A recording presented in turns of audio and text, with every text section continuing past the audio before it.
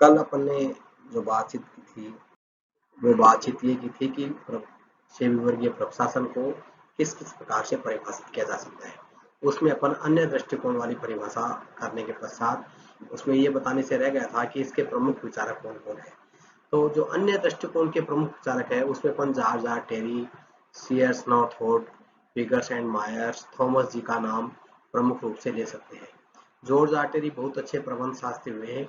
उन्होंने इसको एक अलग प्रकार से परिभाषित किया और ये बताने का प्रयास किया कि किस प्रकार से सेवी विवेक प्रबंध है वो मानवीय संसाधनों के अलावा अन्य क्षेत्रों से भी सहसंबंध रखता है। इन उपयुक्त परिभाषाओं के अपन अध्ययन करने के पश्चात में अगर अपन इसकी परिभाषाओं के आधार पर इनकी विशेषताओं की चर्चा करें तो हम ये कह सकते हैं कि इसकी प्रमुख विशेषताओं में कुछ विशेषताएं शामिल होती है, जिसमें से पहली विशेषता है कि सेवी वर्गीय जो प्रबंध है वो प्रबंध की एक विशिष्ट शाखा होती है।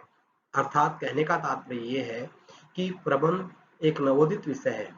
धीरे धीरे इसमें विभिन्न प्रकार की इसके ब्रांचेस खुलने शुरू हो गई, जैसे उत्पादन प्रबंध है, विपणन प्रबंध है, वित्त प्रबंध है, परिवहन प्रबंध है, स्ट्रेस मैनेजमेंट है, फंक्शनल मैनेजमेंट है। इसी प्रकार से जो उत्पादन प्रबंध, फाइनेंस मैनेजमेंट, इसी प्रकार से जो सेवी वर्गीय प्रशासन है वो भी प्रबंध का एक पार्ट है। उसकी जनरल मैनेजमेंट की, सामान्य प्रबंध की एक विशेष शाखा है जिसको सेवी वर्गीय प्रबंध नाम दिया गया। इसका जो दूसरी प्रमुख विशेषता है वो है कि इसका संबंध है वो मानवीय संसाधनों से है, अर्थात it's related with the human resources. Human resources का तात्पर्य है कि किसी भी उपक्रम में काम करने वाले जो कर्मचारी हैं, चाहे वो श्रमिक हो, चाहे वो फोरमैन हो, चाहे वो मिडिल मैनेजमेंट में हो, चाहे वो मैनेजर हो, चाहे वो जनरल मैनेजर हो, चाहे वो बोर्ड ऑफ डायरेक्टर्स हो, अर्थात जितने भी प्रकार के जो कर्मचारी हैं जो वहां पर ह्यूमन है, जो सजीव तत्व हैं, उन सबसे ये रिलेशन रखता है। अर्थात उन कर्मचारियों को की प्राप्ति का नियोजन करना, वो कहाँ से प्राप्त होंगे, वो सर्वोत्तम हमें कहाँ से मिल सकते हैं, उनको प्राप्त करने के पश्चात उनको हम हमारे उपक्रम में कैसे बनाए रख सकते हैं, उनकी ग्रीवांसेज और जो कंप्लेंट्स है उनको अपन कैसे समस्या का उनका समाधान कर सकते हैं, उनको कैसे उनकी वेज स्ट्रक्चर होगा, कैसा उनका रिटायरमेंट होगा, कैसे उनके रिटायरमेंट आफ्टर रिटायरमेंट बेनिफिट्स होंगे।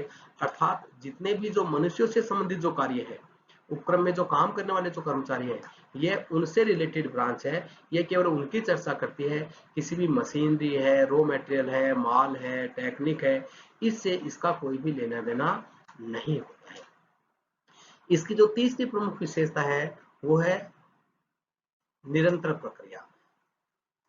सेवी वर्गीय प्रशासन personal management is a continuous process. Continuous process का तात्पर्य है कि यह एक अंतहीन प्रक्रिया है। एक बार किसी काम को करने के पश्चात दोबारा वही प्रक्रिया इसमें पुनः, जैसे हमने एक बार कर्मचारी की नियुक्ति कर ली तो इसके बाद में ये नहीं है कि हमको दोबारा नियुक्ति की जरूरत नहीं पड़ेगी, आपको फिर वही प्रोसेस करनी पड़ेगी 6 महीने में, 2 महीने में, 4 महीने में, 5 महीने में। अर्थात भर्ती से लेकर के रिटायरमेंट भी एक कर्मचारियों का एक संगठन में होने वाला कंटिन्यूअस काम है। इसको आप सप्ताह में, 10 दिन में, 5 दिन में, 20 दिन में कर लो, ऐसा कोई विषय नहीं है।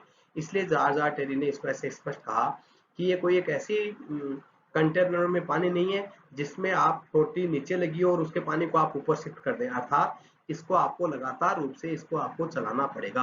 तो जैसे मैनेजमेंट चूंकि वैसे भी जो पर्सनल मैनेजमेंट है वो मैनेजमेंट का एक पार्ट है, तो जो मैनेजमेंट की विशेषता होती है कंटिन्यूअस प्रोसेस है और उसका पार्ट होने के कारण से इसकी भी एक प्रमुख विशेषता होती है कि यह भी एक कंटिन्यूअस प्रोसेस के रूप में ही काम करती है। इसकी जो चौथी प्रमुख विशेषता होती है कि यह कला और विज्ञान दोनों है, अर्थात it is both as well as art and science. कला का तात्पर्य होता है किसी भी कार्य को करने की सर्वोत्तम विधि।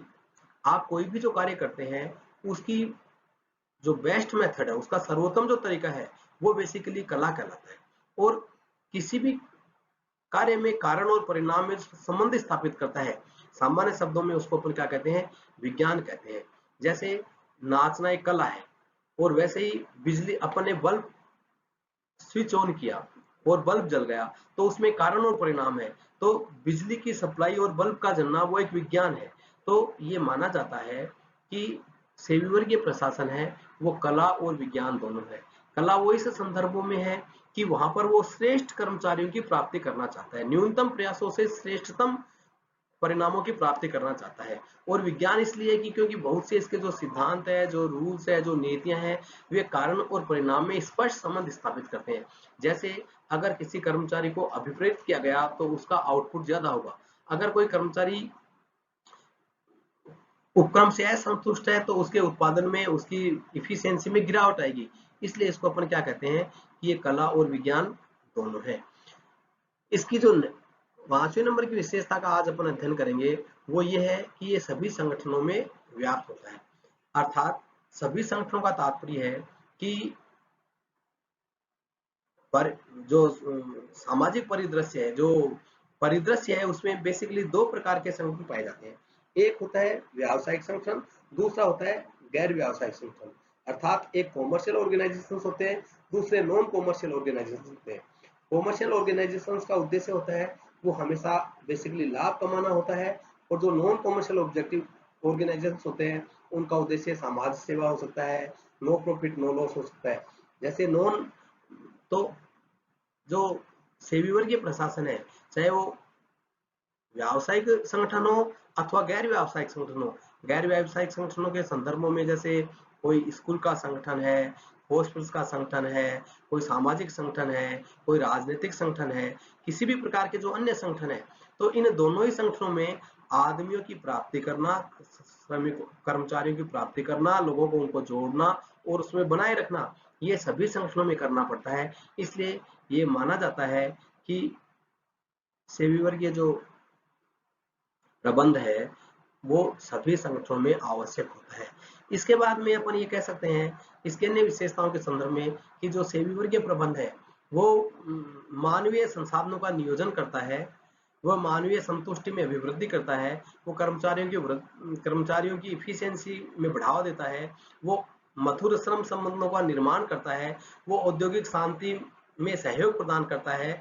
ये भी इसकी प्रमुख विशेषताओं में और अपन इसको शामिल कर सकते हैं।